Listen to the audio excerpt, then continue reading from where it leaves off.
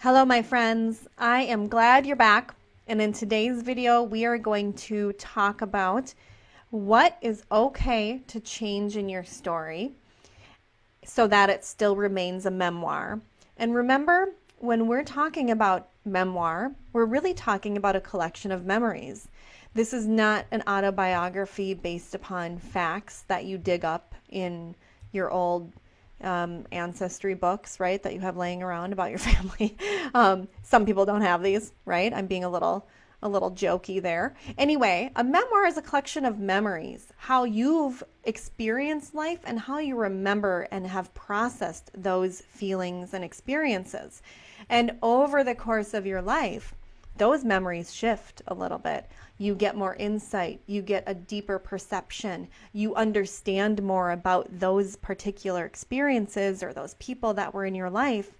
You get some illumination as you learn and grow and evolve. So your memories tend to shift, and that's okay. What we want to focus on now is what is okay to intentionally change about your story for a few particular reasons. Number one, mainly, is privacy. You're not changing your story in a way to make it like more engaging or more fun for your readers to read in a way that doesn't align with the truth, doesn't align with how you remember it. You may tell them, like, this is how I remember it, and I'm sure it happened differently or whatever, right? You can tell them that your memory might be a little off to the left of real life reality, but there's no way to really prove whether your memory is 100% accurate or 98 or 48. So you're not changing details in your story to lie to your readers. What you would change details in your story to do is protect the privacy of either yourself or some other people within your book. So let's talk about what you can change in your story and still call it a memoir and still give your memories justice and stand in your truth. Okay, that's really what this is about. What can you change? Let me list a few things. You can change names. You can change places. You can change dates, on your timeline. Your timeline can shift. You can change detail, like the physical descriptions about other people. So for example, if there is a boy in your story and his name is Jim Brown, and this happened in 1965, and you know that there's going to be some people who recognize this example, this event, you can change this to, John Smith, and all of a sudden he looks completely different, and this happened in 1975, and it didn't happen at home, it happened at your friend's house. All of those little details are okay to change if you know that you need to go to that level to protect the privacy of this person, okay? Or your privacy if you are writing under a pen name. You may need to change some of these details quite drastically. And sometimes it's very extreme. Sometimes it's just subtle. You're changing a name, or maybe, instead of blonde hair, he's got brown hair or whatever, like very small details. But those details are kind of irrelevant. They're not necessarily key to your story. Here's where these details become more important, where you need to consider not changing them. Let's take a location, for example. If you're altering the location and it affects how the event took place, like for example, it's a winter event. Let's say you drive your car down the road and it slips on the ice and you hit someone and kill them, right? How are you going to change the location, or maybe to a warmer weather state, or date to like summer, right? If that's what happened, are you going to just say you lost control? Well, how? What happened? Well, how did you lose control if there was no ice? Were you drinking? Like, we're going to start questioning your mental state. If you were perfectly sober and you slipped on the ice and you hit someone and killed them, that's kind of a big deal. The location, the time of year, that is all very relevant to that event. And I would assume something as big as that is a very important event in your book. So changing maybe the location to like a state that doesn't get snow, or dates, instead of December, it's summer, it's July. That's going to do something. We're going to feel there's some incongruence there. We're going to feel something's out of alignment, because you're not going to tell us that you were drunk if you weren't. You're not going to tell us that you were high on pills if you weren't. You're not going to tell us you were looking down at your cell phone if you weren't, right? We don't want to think those things about you if they're not true. We don't want to think you're irresponsible and you hit someone because you were irresponsible. It was black ice. You tried your best, right? So that might be a very specific situation, but I want to illustrate this for you so you understand sometimes some of these things can't be changed without losing some authenticity in your story and our trust in you. We want to be like, this person is telling us the truth. She's telling us all the things that we need to know. But if you change too much, we start feeling a little disjointed from that. If you're just driving down the road and you look over and you see that there's a woman at your ex-boyfriend's house, doesn't matter if it's winter or summer, probably not. Doesn't matter if you're in Albuquerque or if you're in New York City. I mean, I don't know if people even drive cars in New York City, but you know what I mean, right? Like, does it matter where you're located? Probably not, because that event didn't involve weather or geographic location. It probably didn't involve a specific time of year or date.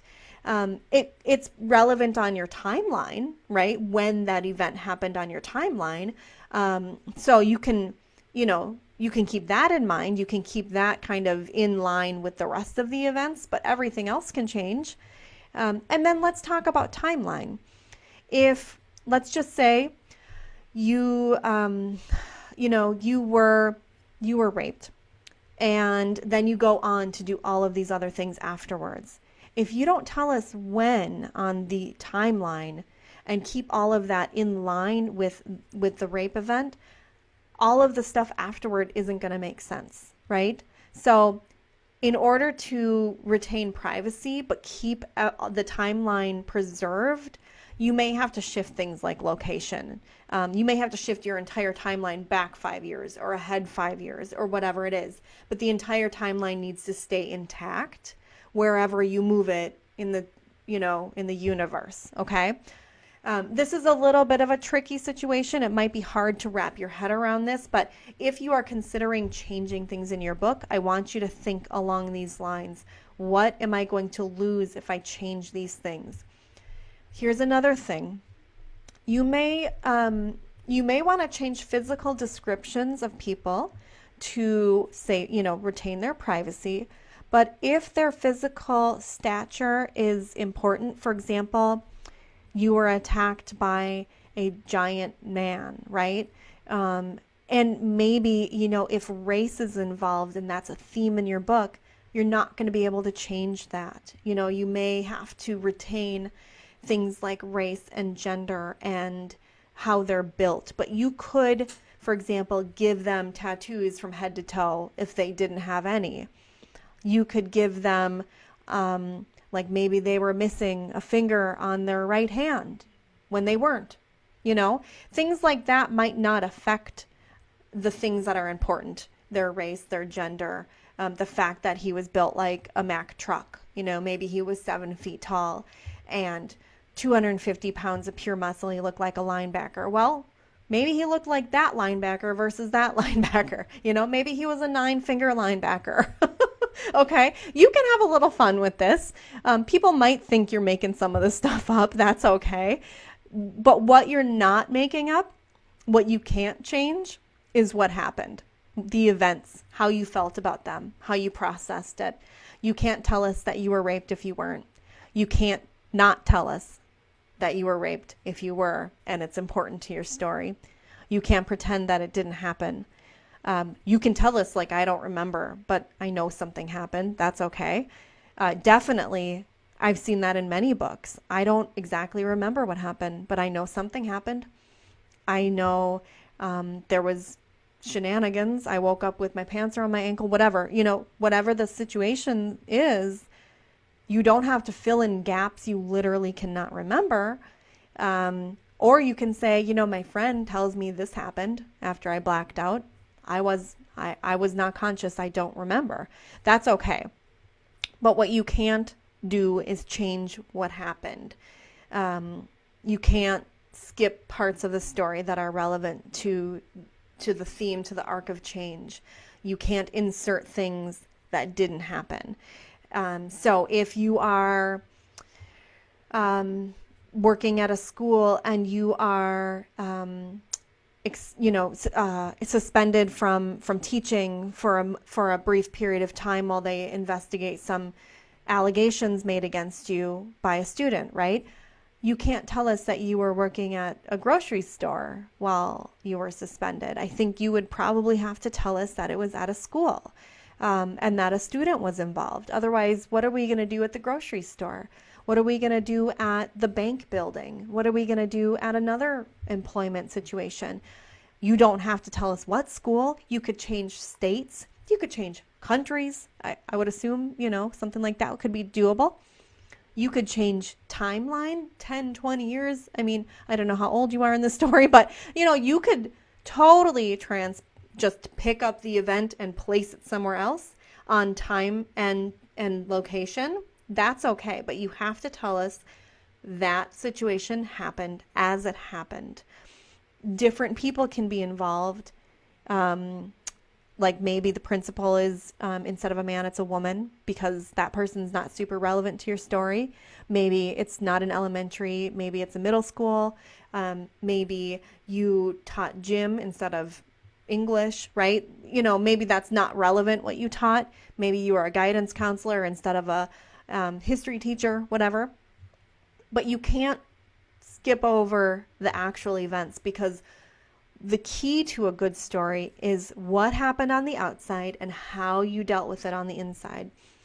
What you are trying to do in your life on the outside and how it's affecting you on the inside. So the events and your feelings and your process and your inner struggle, your inner change, all of that must be on the page in order for it to be an authentic, truthful memoir. And otherwise, yes, you can preserve the privacy of you and other people in your story. And many memoirists just automatically change the names of everyone in their story and throw a little disclaimer at the beginning saying details and names have been changed or whatever. I would assume that most readers expect that that's going to be fairly common. It doesn't, for me, have any effect on how I enjoy the story. I would hope most readers feel the same. We enjoy the story because it's well written. We know you're telling us the truth about what happened. We don't care if his name is Jim or John or Steve or Phil. We don't care. We don't care if he has brown hair or brown eyes or whatever. We care what happened with Phil, aka Phil. We care that it happened in a vehicle. Maybe it's not a truck, maybe it's a van, who knows? We don't care about that, right? So understand what your readers might and might not care about, what we're going to feel ripped off if you don't include, what we're going to feel lied to about if you change too much. So that is a common question. I get that a lot. Can I change this? Can I change that? It really is something that goes kind of book by book, case by case, scene by scene, person by person. Okay, you have to talk about what your goal is, what your intention is. It's typically for privacy.